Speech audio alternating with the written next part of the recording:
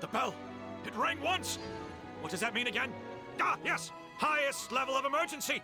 Everyone, to the main entrance! Stat! Bring all the glue traps and place them outside the gates! The whole city is on the lookout, and there's only one way out. It's the path right in front of you.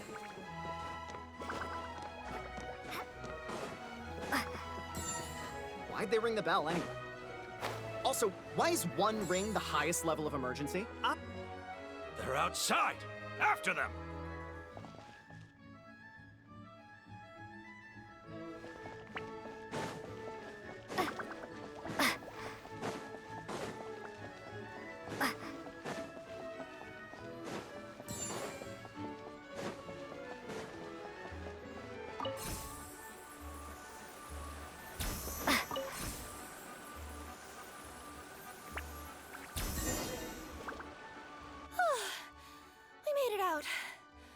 Don't know if we'll still be needing this clockwork key, but I yoinked it out before we ran, just in case. Okay, but back to the truth problem. There are 3 conflicting versions of the truth, and somehow they're all still true. What is that supposed to mean? I don't know. I doubt anyone here in Simulanka can make sense of it. All we do know is that any manuscript bearing her signature has to be valid. Well, she is the goddess of fate, the creator of all this. And all these manuscripts are her grand design. The reason we argued about who was right was that we didn't know enough about the truth of the past. But now we have the truth. So we just have to accept it. As surely as we will follow the clockwork path designed for us, so is this the course that history has taken. It is clear and incontrovertible. We will never argue again. Thank you all. Is that all there is to it? Is this where the decision made at the first crossroads of destiny has led us to? A pointlessly happy ending? Overthinking it would be equally pointless. Well, that's enough for one day. Time to take a break. Could you be any more cryptic? You're planning something. Paimon knows it. Whatever happens, today was a breakthrough in my journey of discovery. I will go back and share it with my clan. Me too. And me. Let's leave it there for today then. I'm sure we'll find out what else Mr. Narrator has planned for us tomorrow.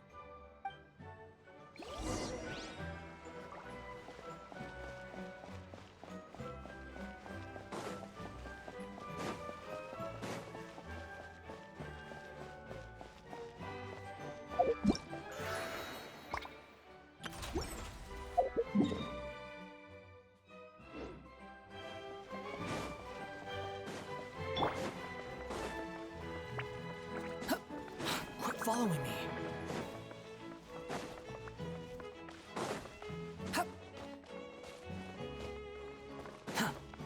Quit following me. Behold!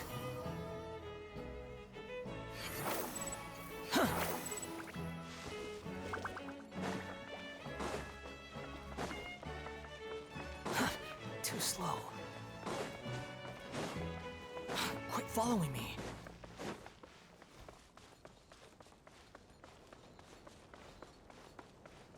The wind rises.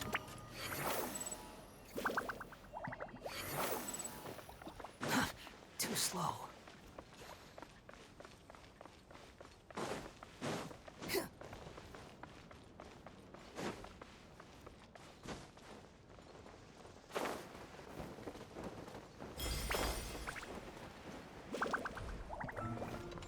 Quit following me.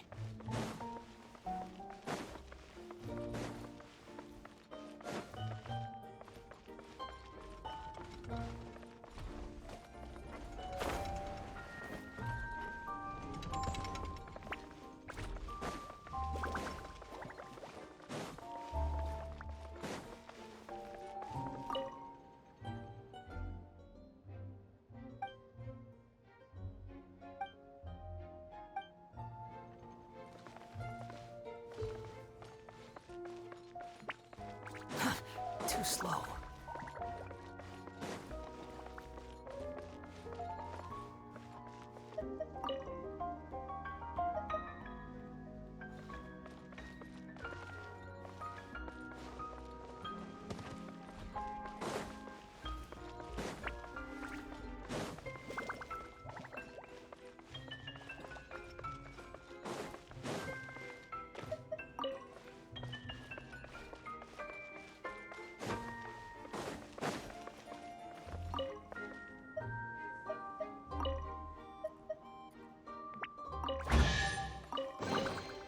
take it and have fun.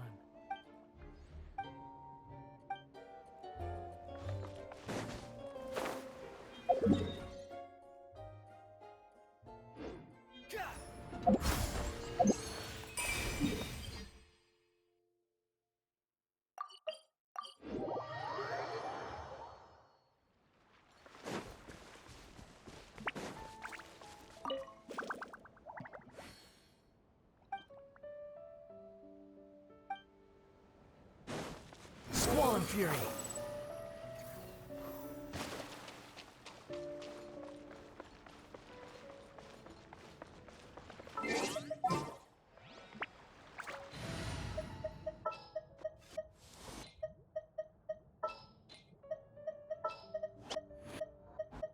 Oh, is it?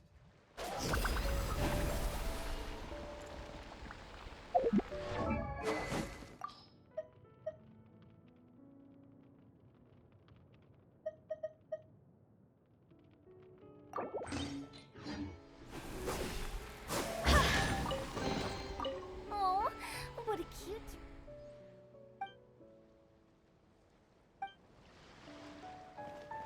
Huh?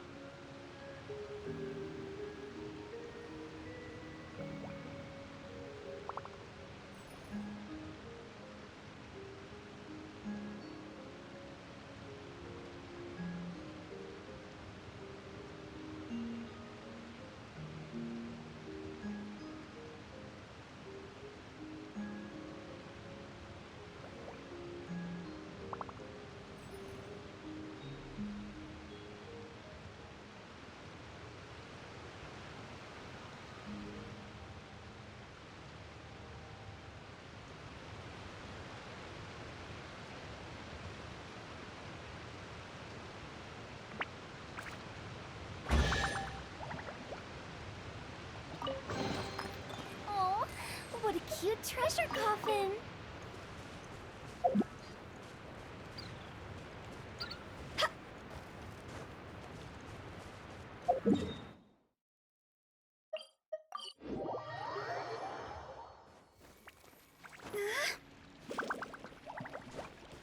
Phew.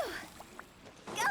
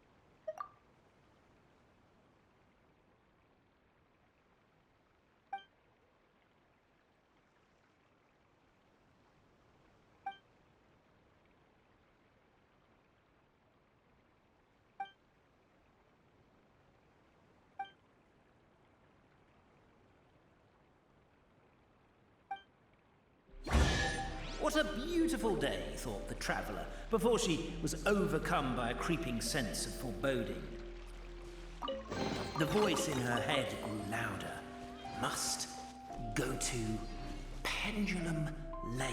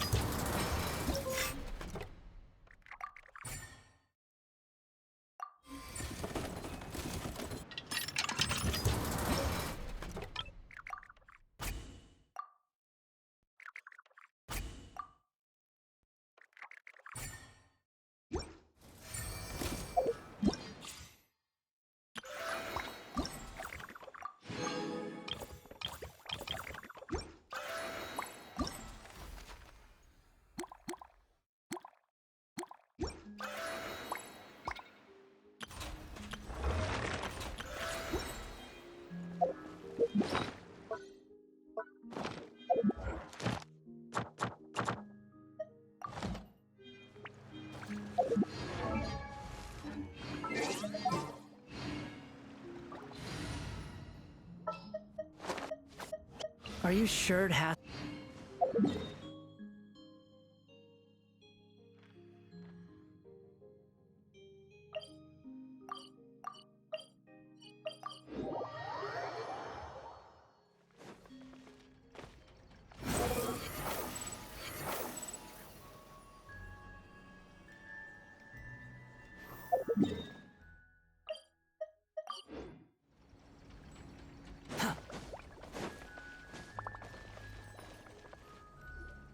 What? Are my eyes deceiving me? There is no way. I can't believe it. Hey, Mona! We heard you muttering from a long way away. What's up? Oh, is your scry glass acting up again? Oh, it's you, the saviors of this world. My scry glass is fine, but I'm not sure I can say the same about my eyes. Look! Look at this statue! What? Is it broken or something? Looks fine to Paimon. That's your master, right? AKA the goddess of prophecy? I refuse to believe it. There's no way that old hag looks anything like this. When she was younger. Oh, actually, now that you mention it, this does remind me of the fashionista phase she wrote about in her diary. She can't hear me, can she? I swear I just got chills down my spine. Either way, it's probably a little rude to talk about her right under her statue. But how do you know it's a statue of her if you never saw her as a young woman? I did a quick scry when I came into this world, and when I saw the stars' reflections, I was at a loss for words. It looks like fate in Simulanka is based directly on Tevat. A projection of real-world fate to form an image of reality. Or in layman's terms, basically, the creator made this world inside a mirror or a lake, and this world is the reflection. Still sounds pretty impressive. The more I scried, the more familiar everything looked. It's her work, there's no doubt about it. Even so, everything's far more complex than I'd imagined. Trying to decipher it all is giving me quite a headache. I also asked the locals about her. They call her she who has dominion over the stars and the course of fate itself. Not even a pretense of humility. Clearly, she let the role of creator goddess get to her head. Not that I'm surprised in the least, of course. It certainly matches the tone of her diary. Anyway, we should change the topic. Oh, so Mona, have you seen a small dragon around by any chance? He's about the same size as Paimon, but with tiny little wings. Ah, you mean the one that caused all that trouble? I haven't seen him for myself, but I heard that he came to the Metropole not long ago to formally apologize for his actions. Apparently, he brought a huge stash of Toitanium and plant oil to make amends. Most people accepted his apology, although there are some who said that they'll reserve judgment until they've seen how he acts in the future. Oh, okay. Do you know where we can find him? One moment.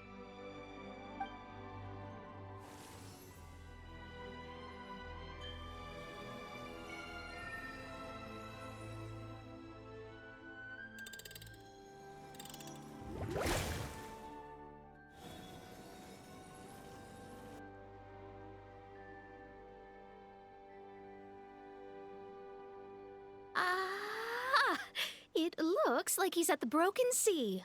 There's a big group of people with him, too. Cool! Wanna come with us? We can introduce you? I think I'll sit this one out. This might be the closest I ever get to meeting the old hag in her youth, so I think I'll spend some time seeing what else I can glean from her grand design. You guys have fun. What do you mean, be careful? Now you're making me nervous. We'll be off now. See you later, Mona! Creating a whole world starscape is no easy task, old hag. I guess you do deserve the title of Trismegistus after all. Wind rises. Upon the gale.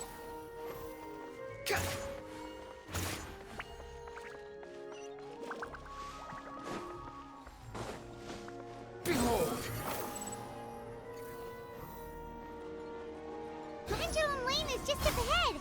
Something must have happened here after all. Everyone's crowded around. Oh my god, this is terrible! I don't understand. The three great clans of Constellation Metropole have finally made peace with each other. Who could have done this? What happened? Oh no, someone's lying on the ground. Cappe! How did this happen? Cappe, you idiot! Wake up!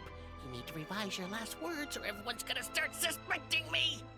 Last words? What did he say? If I wind up dead one day, the murderer was Boberano.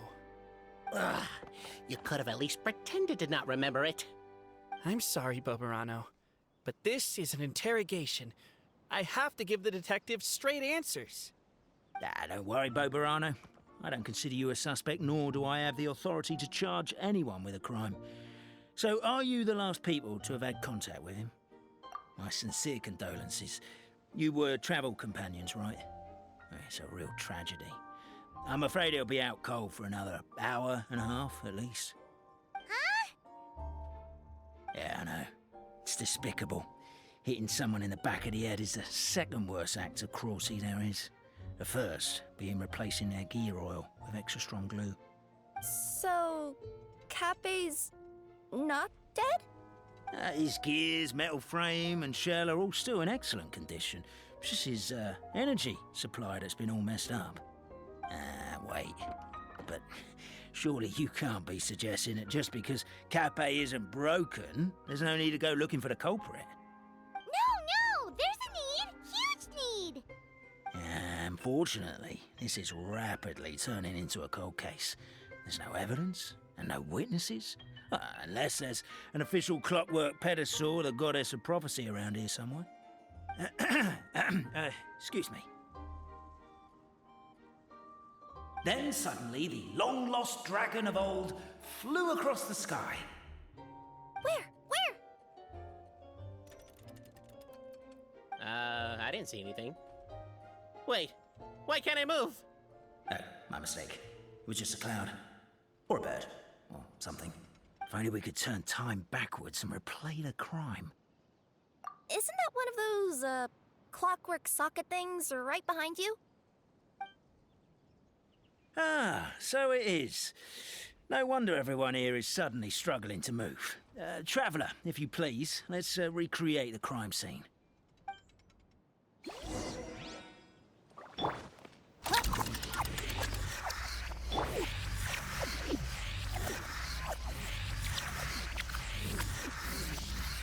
crime scene's too chaotic. I can't make heads or tails of it.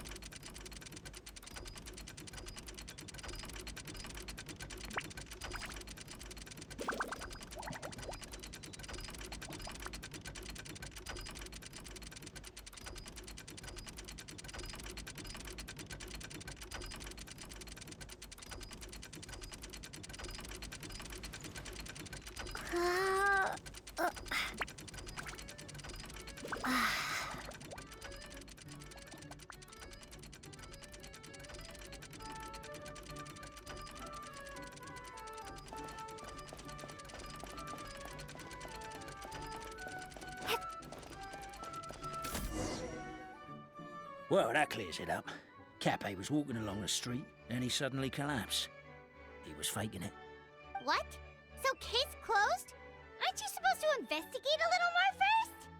Well, we literally replayed the crime scene and saw it with our own eyes. There's no need for any evidence gathering or powers of deduction now. And besides, maybe the truth is inherently strange by nature. Like how Constellation Metropole has 3 histories, each of which is the truth. But didn't you say Cappe was struck in the back of the head and knocked unconscious? For all I know, he could have bashed his head against a toilet bowl before leaving the house, then walked here in a daze before finally passing out. As for why he might have done that, my guess is...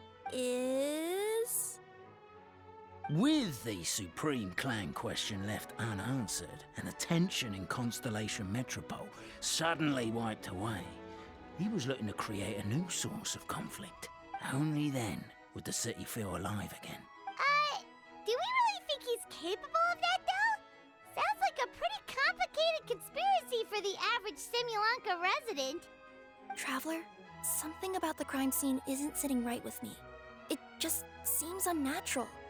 Also, anything outside of the immediate area won't have appeared in the replay. Is it possible that something was missing from the scene? Why don't we search the area? Wait, what are you doing? Oh, we're gonna head to Cappe's house to check the toilet bowl for signs of an impact.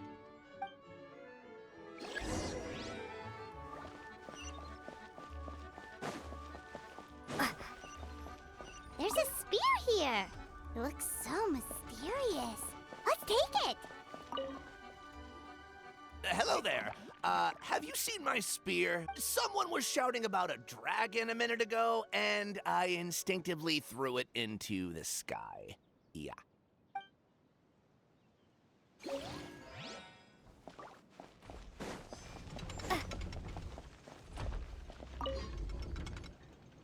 You're not from these parts, are you? Just visiting? Yep, that's right. Why? What's up? Ah, well, I was gonna offer you a great job in the Titanium mines. A safe and secure working environment. Doesn't sound very safe. At least not as safe as being a courier. To keep the titanium ore intact, we use specially designed pickaxes that can't cut through it.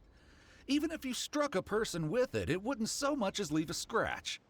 And in terms of labor intensity, the work has been rated as Class 2 physical labor by a reputable organization.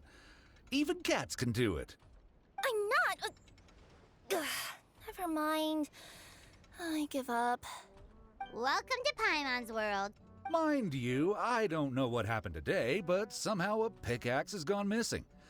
Maybe one of the giant guards broke it down, so someone took it to perform a rapid resuscitation procedure. Sounds pretty brutal for a first aid technique. Still, a missing pickaxe. Huh. Is it just me, Traveler, or does it seem kinda suspicious?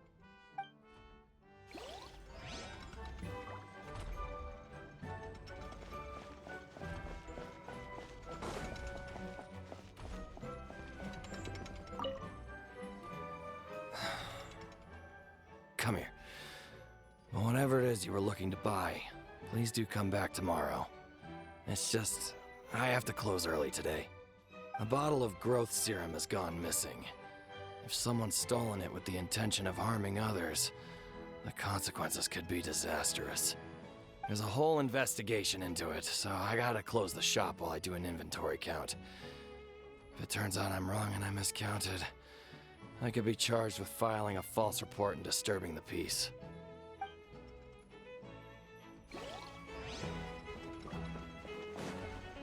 There's a strange potion bottle here. Looks so weird. Let's take it.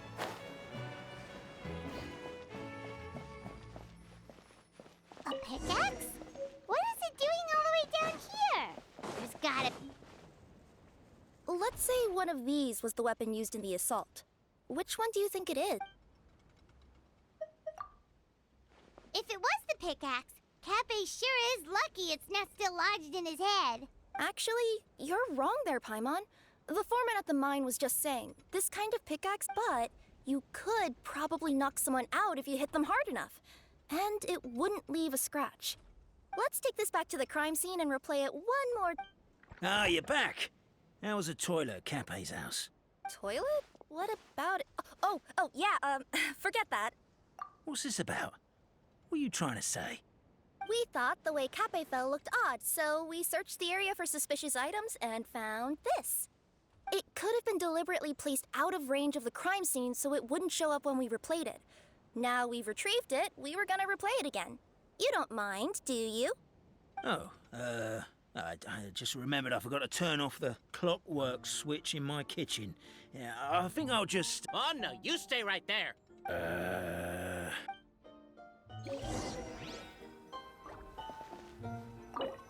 We should be good now.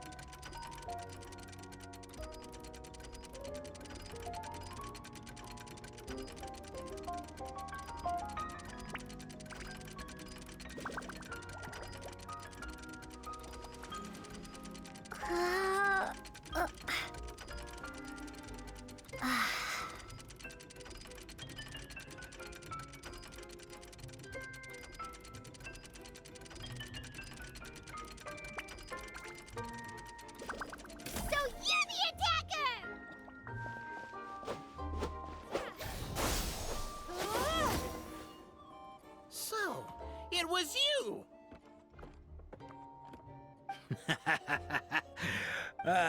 I would congratulate you for cracking the case, but since I did such an abysmal job of covering my tracks, it didn't exactly have your work cut out for you.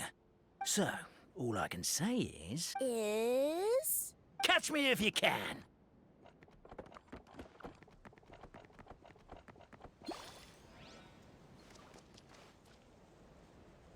We have a runner!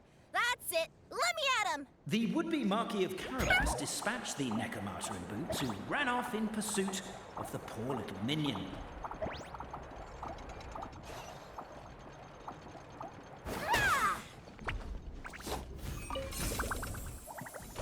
The minion's poor little lower back was protesting painfully against the intense physical activity. He decided to take the elevator, giving him a moment to catch his breath.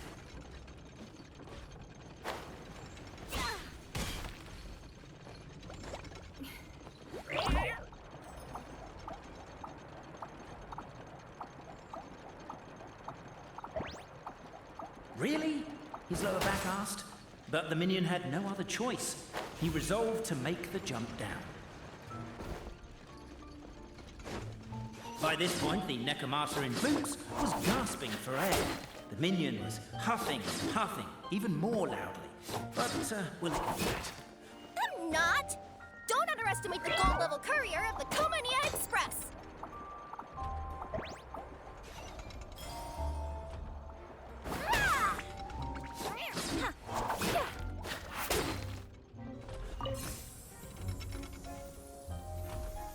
A characteristically catty response from the Necromancer. Tell me, what do you hope to gain from bullying me? I get to let off some steam!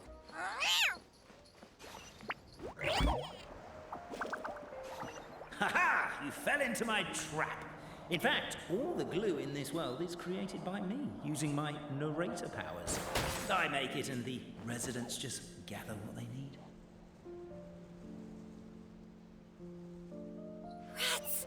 Oh, I'm so jealous of you guys right now. You can just jump out of your shoes and keep running, but I'm wearing boots this time.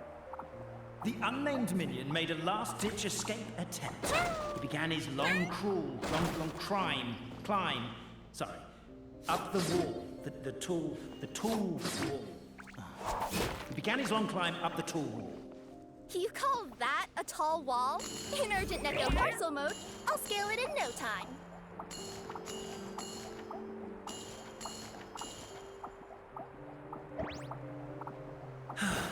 I'm beat. I surrender.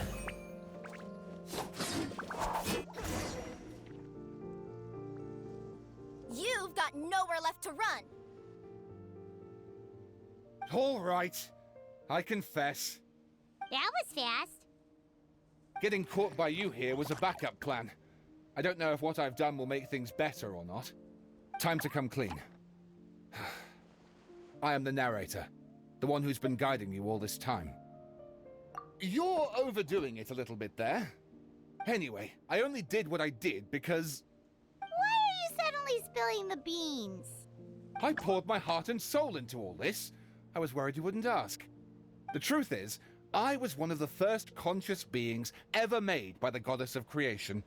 And I've known for a long time that this whole world is just a fairy tale written by the goddess of fate. I know they say that fairy tales are just made up for kids to read, but I refuse to believe that fairy tales are just fictional stories and nothing more. The reason why Constellation Metropole has 3 origin stories is that the goddess of fate wrote 3 drafts and couldn't decide which one she liked best. Then her cat trod all over them, and they all got crumpled together, so the 3 worlds just sort of folded into one. The goddess of fate was torn between them anyway, since she couldn't decide which ending was best for the dragon or the kids.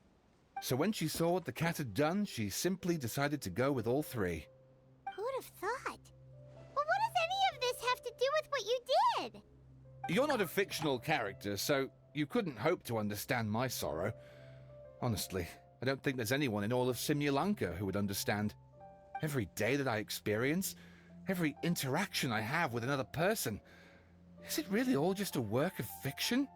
The only reason the 3 great clans wanted to find out the truth was for the pointless task of electing the supreme clan. I thought that once they'd learned the truth, it might make them curious enough to investigate further. But as it turned out, they just accepted it and carried on living the same old lives. I have to motivate them to keep looking for answers now that they think they've learned the truth. I have to make them uncomfortable with the superficial explanation that they took at face value. And I have to figure out, once and for all, while you real people from the outside world are still here, are we real? Aww. That's my full confession. Time for you to take me back. I'm guessing I'll probably be forced to make a public apology, then sentenced to half a day in solitary confinement. I definitely deserve half a day. Oh, also, pass this message on to Cape, Bobarano, and Albizzi, if you could. The Great Clockwork Key was originally put in place jointly by the ancestors of the 3 clans. If the 3 of them had any ability to cooperate whatsoever, they'd have been able to remove it by themselves. Over all these years, not once have they ever tried removing it together. Oh, my poor child. There's one thing you've been mistaken about this whole time. Ah! Whose voice is that? Detective? Was that you? Your voice acting's actually pretty good. The reason fairy tales are suitable for children is that they help them to understand the world. Fairy tales may be works of fiction, but at their heart lies an internal logic that is undoubtedly real-world truth in a condensed form. Perhaps they simplify good and evil, and perhaps they hide the darkness in metaphors. But let there be no doubt. The world within fairy tales is as real as can be. And by extension, you and your compatriots are also real. Goddess! Is it really you? The line that separates footnotes from narrative can never be crossed. Never the two shall meet. This is why you have never heard my voice before. But now you wish to break free from the story, and there's a cat nearby, so you can hear my echo.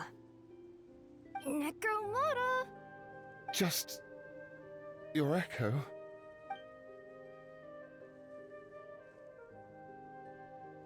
Oh, poor detective. So, we are a part of the real world too.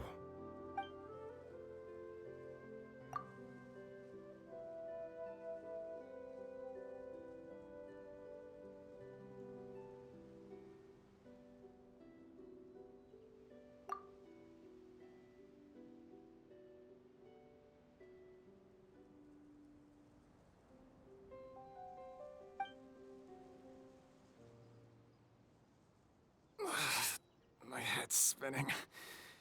Albizzi just gave me a quick rundown of the situation. So you caught the detective? Sorta. We chased him until he surrendered. Oh, and he asked us to pass on a message.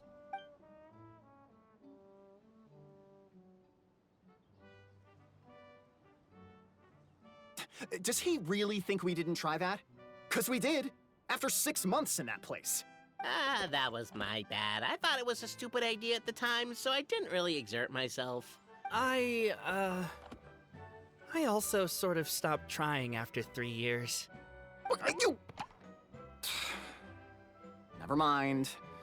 I'm partly to blame as well. On the second attempt, I just hugged the key and pretended like I was pulling as hard as I could. You guys are so lazy. My granny's neighbor's pet cat has nothing on you, and it spends all day, every day sunbathing. Anyway, you said you heard the voice of the Goddess of Fate at the end? That's amazing. There is a world beyond our own after all. What would you guys say to taking a trip to the outside world sometime? Otherwise, I got bashed in the back of the head for nothing. Depends. Do either of you know how to get there? But yes, I agree we should go. And not invite the detective, just to annoy him.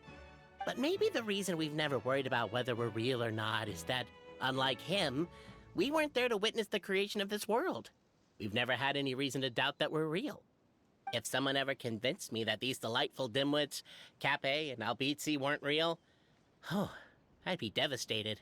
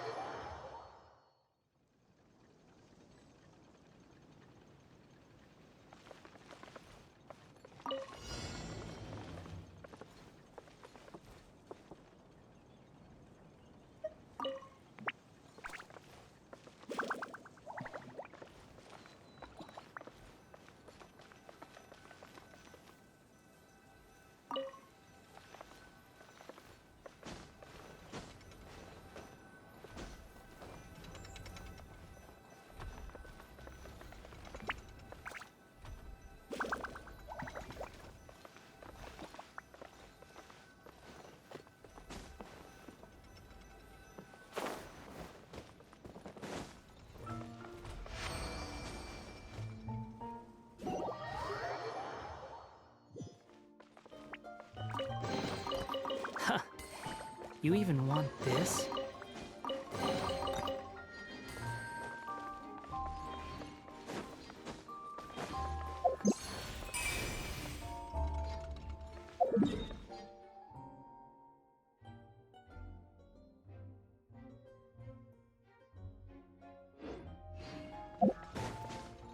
Quit following me.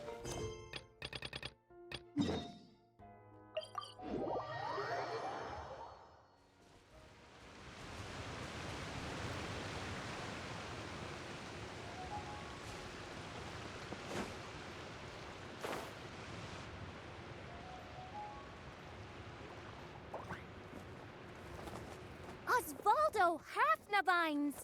Dost thou see what I am seeing? Tell me that my all-perceiving Aug de Verurtelung deceiveth me not. Your eyes see true, mein Fräulein. Very well.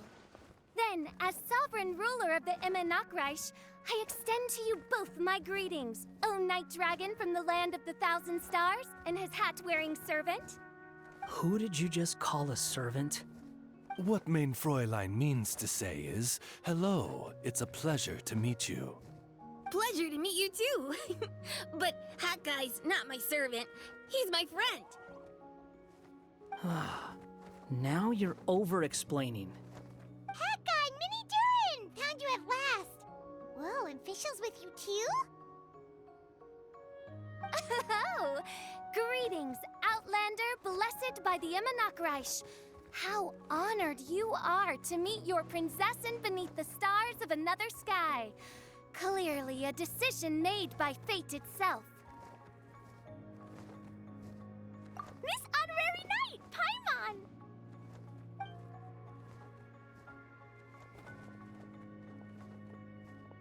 Greetings. You both look well. Hey there, Klee! Have you been having fun here? Yup, loads and loads of fun! There are so many cute animals, and a magic train that was really long, and a huge, huge castle, and a king lives there and everything! I've been taking Klee to see all the sights. It's been a very enriching experience. Alice's magic is truly outstanding. Yeah, Mom's amazing! Klee wants to build a great big house now, too! So, your mom and my mom were friends? Mm-hmm. Our moms were friends, which makes you my big brother. My mom used to read your mom's stories to me all the time. They were great! Big brother? Wow. Thank you, Klee. Can I go play with Klee, Hat Guy? Suit yourself. Albedo, can I? Go on. Just don't go too far away. I'll come pick you up later. Yay! Come on, Mini Durin. Do you want to come play with us too, Fischl? Your prinzessin accepts your invitation. Rejoice! Though you may be concealed by fog, still you shall have the good fortune to witness the true might of the Aug de Verurtelung. What mein Fräulein means to say is, perhaps we can all play hide and seek together. Mein Fräulein is it. Hooray! I love hide and seek! Oh, me too!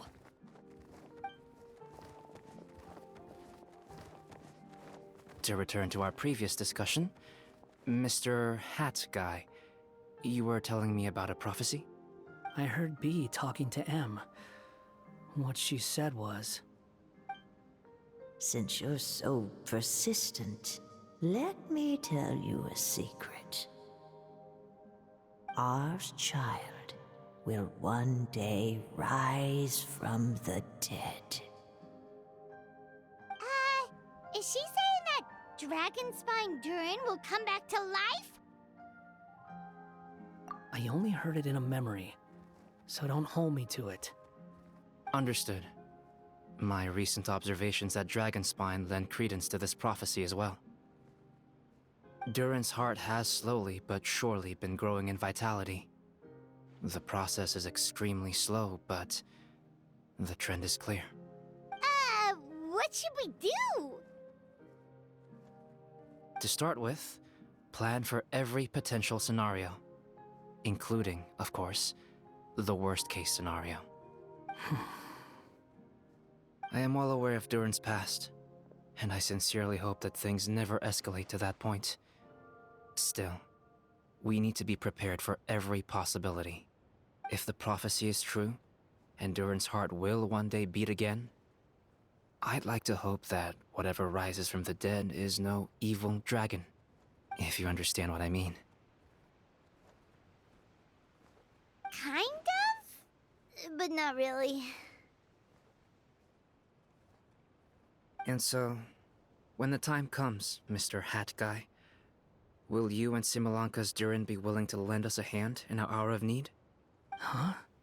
What's this got to do with me? You saved the Durin of this world. I don't see that as a mere coincidence. If there is any meaning to be read into the actions of the three goddesses, beyond fairy tale whimsy alone, I can only boldly speculate that the fate of this reflected world may have a reciprocal effect upon our own world.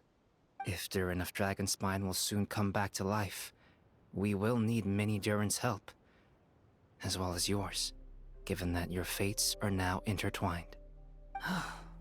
Well, that's a nuisance. To be sure, it certainly won't be easy. Albedo! There's a flying paper ship over there! Can we go see it together, please? Sure. 2 seconds, I'll be right with you. Please give my suggestion some thought, Mr. Hat Guy.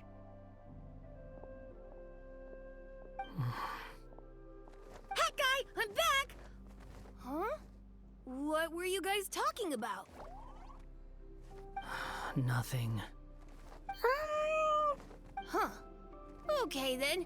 Let's go join the others. Everyone's going to check out the new origami ship. All right, I'll be right there. Why would I be? Do I strike you as someone who cares about other people's issues? Quit trying to guess what I'm thinking. I'm leaving.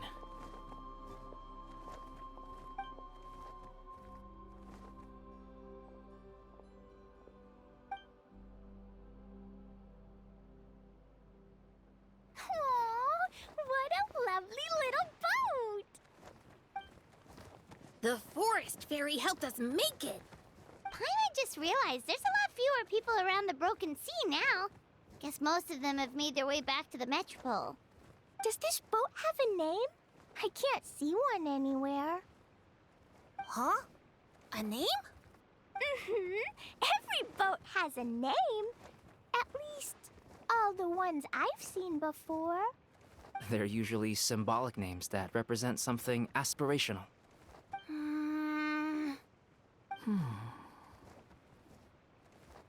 Let's go with the Durin. Huh? You want to name it after me? Oh, you mean to wish Mini Durin a safe voyage as he sails into a new chapter of his life beyond this world? Your princessin approves. Let this vessel bear the name of the most esteemed dragon of the night. The Durin. Let's call it that then. Thank you, Hat Guy. Also, can I ask you a favor? Go on. Remember how Mom's friend said I should be able to leave this world? Well, I want to pay a visit to your world. Just a quick trip, can we? Huh? Is that a no? Paimon thinks that's a great idea. If the people of Simulanka are allowed to go to Teyvat, then what's the problem with taking Mini Durin there for a visit? I'm assuming I'll have to be your bodyguard while we're there.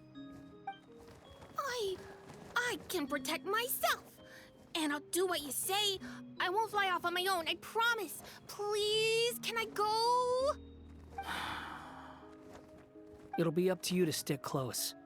If you disappear on me, don't expect me to come looking. Got it! I'll stick close! Why don't you take the Durin? Now you've given it a name, it'll be a maiden voyage for the boat and a brand new journey for you. Are you leaving, Mini Durin? Okay.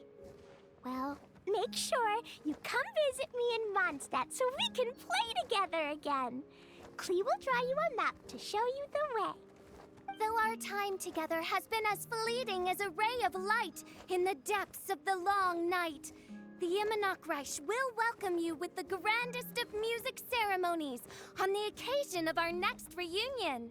As surely as the stars in the sky watch over us, we shall meet again. What Mein Fräulein means is that you're always welcome to visit her at home as well. Cool! Ah, I have so many new friends now! I'm so happy! Are you done yet? If you want to leave, then get over here. Thank you, everyone! Thank you so much! The blessings you gave me are more precious than any treasure, and more beautiful than any fairy tale!